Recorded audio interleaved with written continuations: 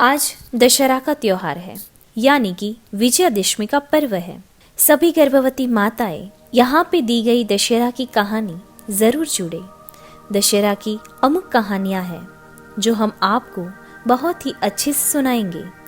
ये कहानी आप अपने गर्भ पर हाथ रख के अवश्य सुने और थोड़े जोर से सुने। हो सके तो ये कहानी अपने गर्भस्थ शिशु को भी सुनाएं। तो आइए जानते हैं दशहरा के बारे में। आज के दिन माँ दुर्गा के नवरात्र के बाद 10वें दिन दशहरा का उत्सव मनाया जाता है। बंगाल में इस दिन दुर्गा पूजा होती है। हिंदू धर्म की धार्मिक कथाओं के अनुसार भगवान राम ने इस दिन राक्षस राजा रावण का वध किया था। इसी उपलक्ष्य में आज भी हर साल 10वीं तिथि को दशहरा मनाते हैं तथा रावण, कुंभकर्ण एवं मेघनाद के पुतले जलाए जाते हैं। हम दशहरा की पौराणिक कथा थोड़ी सी शॉर्ट में सुनेंगे। हिंदू धर्म का त्योहार दशहरा भारत का एक प्रमुख त्योहार है। भारत में त्योहारों की रौनक देखते ही बनती है और दशहरा अपने विशेष संदर्भों, कहानियों के लिए भी प्रसिद्ध है। पूरे भारत वर्ष में दशहरा बड़ी धूमधाम से मनाया जाता है। श्री राम को समर्पित अच्छाई की जीत, सच की सत्ता का यह महापर्व आस्था, विश्वास की नींव कायम करता है। तो आज हम आपको दशहरा से जुड़ी थोड़ी सी कहानियां बताने वाले हैं, जिसे आप जरूर सुने और अपने गर्भस्थ शिशु को भी सुनाएं। तो इसमें सबसे पहली कहानी है श्री राम जी द्वारा रावण वध की कहानी। दशहरा वैसे तो अनेक कहानियों से जुड़ा हुआ पर्व है, लेकिन इसमें मुख्य रूप से श्री राम जी और रावण की कहानी मूल रूप से प्रसिद्ध है, जिसके स्वरूप दशहरे का त्योहार मनाया जाता है। श्री राम जी के अयोध्या में जन्म से शुरू हुई कहानी से शादी और फिर 14 वर्ष के वनवास, जहां उनका वीर रूप दिखाई पड़ा, रावण द्वारा माता सीता का हरण, उनकी तलाश करते हुए अनेक राक्षसों का वध करना, हनुमान अन्य वानर सेनाओं की महायोद्धाओं से मुलाकात, सेतु बनाकर लंका तक पहुंचना और 9 दिनों का महायुद्ध का चलना, यह सब हमें श्री राम जी के जीवन में दिखाई देता है। इस बीच श्री राम का माता दुर्गा की आराधना करना, जिसके फलस्वरूप माता की शक्ति और फल प्राप्ति कर 10वें दिन प्रभु श्री राम ने रावण का वध कर बुराई पर अच्छाई की जीत हासिल की और माता सीता को रावण की कैद से छुड़ाया। सर्वगुण संपन्न श्री राम जी एक आदर्श पुरुष के रूप में शूरवीर, साहसी, पराक्रमी, आदर्श भाई, बेटा, पति, राजा के रूप में जाने जाते हैं। आज भी जनता महापुरुष राम के रूप में उनके आदर्श व्यक्ति का अनुसरण करती है। रामायण की कहानी मात्र युद्ध की कहानी नहीं है। इस महायुद्ध में उनके साथ लक्ष्मण जी जैसे भाई का साथ था। हनुमान, सुग्रीव व अनेक पराक्रमी साथ थे। इस कहानी ने इतिहास रचा, जो एक संपूर्ण मनुष्य के व्यक्तित्व से जुड़ी सत्य की कहानी है। प्रभु श्री राम ने पूरे जीवन में धर्म का अनुसरण कर सभी बाधाओं का सामना किया और जीत पाई। अपने जीवन के माध्यम से वे हमें कठिनाइयों से लड़ने की प्रेरणा देते हैं। एक आदर्श चरित्र के रूप में श्री राम जी प्रेरणा स्वरूप हमें राह दिखाते हैं। श्री राम जी की कहानी रामायण की कहानी भी है, जिसमें इस महायुद्ध का पूरा विवरण है।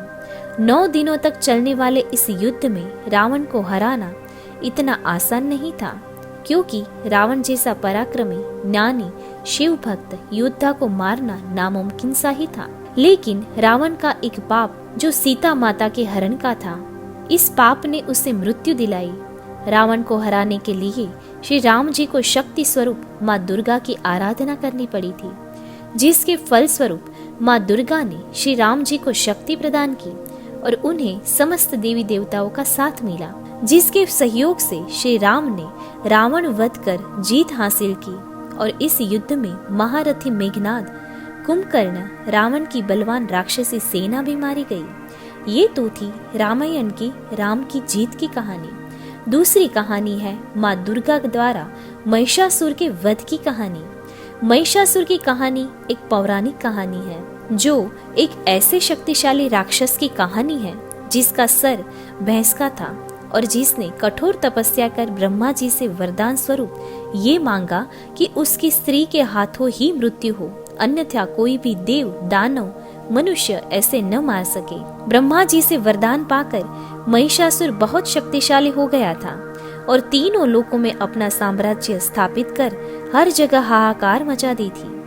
जिसके वध के लिए देवताओं ने शक्ति का आह्वान कर दुर्गा रूप को अपनी ज्योति शक्ति रूप में प्रदान की।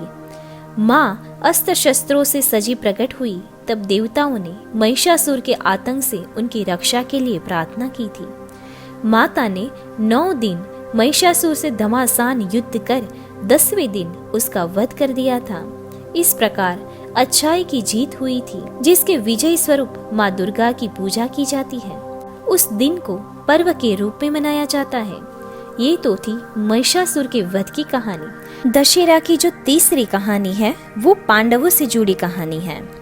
महाभारत काल में पांडवों से कौरवों ने चौपट खेलने की शर्त रखी थी, जिसमें कौरवों ने उन्हें छल से हरा दिया था और उनका सारा राजपाट ले लिया था और 12 वर्ष का वनवास और 1 वर्ष का अज्ञातवास हारने की सजा स्वरूप पांडवों को भुगतना पड़ा। वनवास के 12 वर्ष काटने के पश्चात जब पांडव अज्ञातवास का 1 वर्ष बिताने मत्स्य देश का चुनाव कर राजा विराट के यहाँ वेश बदलकर रहने लगे थे, उस समय अपने सभी अस्त्र शस्त्रों को उन्होंने शमी के पेड़ में छिपा दिया था ताकि किसी की नजर न पड़े, वह सुरक्षित रहे। दुर्योधन जो उनका चचेरा भाई था, उसको शक हुआ कि पांडव मत्स्य देश में छिपे होंगे, जिसका पता लगाने के लिए दूतों को भेजा और अपने पिता धृतराष्ट्र के माध्यम से मत्स्य देश पर आक्रमण करवा दिया, जिसके बचाव में मत्स्य देश के साथ मिलकर पांडवों ने कौरवों की सेना से युद्ध किया, जिसके लिए अर्जुन जो मत्स्य के राजा विराट के यहाँ नर्तकी के रूप में रहते थे, वह राजकुमार उत्तर के सारथी बनकर अपने अस्त्र शस्त्र लेने शमी के पेड़ के पास गए। वह दिन अज्ञातवास का अंतिम दिन था और विजयदशमी भी उस दिन थी। अर्जुन ने अपने अस्त्र शस्त्रों से अकेले ही पूरी कौरव की सेना को हरा दिया था। ऐसी अनेक कहानियां दशहरे से जुड़ी है, जो दशहरे की महत्ता को बनाए रखती है। तो ये तो थी दशहरा की अलग अलग कहानियां। आशा करते हैं आपको हमारा ये वीडियो जरूर पसंद आया होगा। धन्यवाद।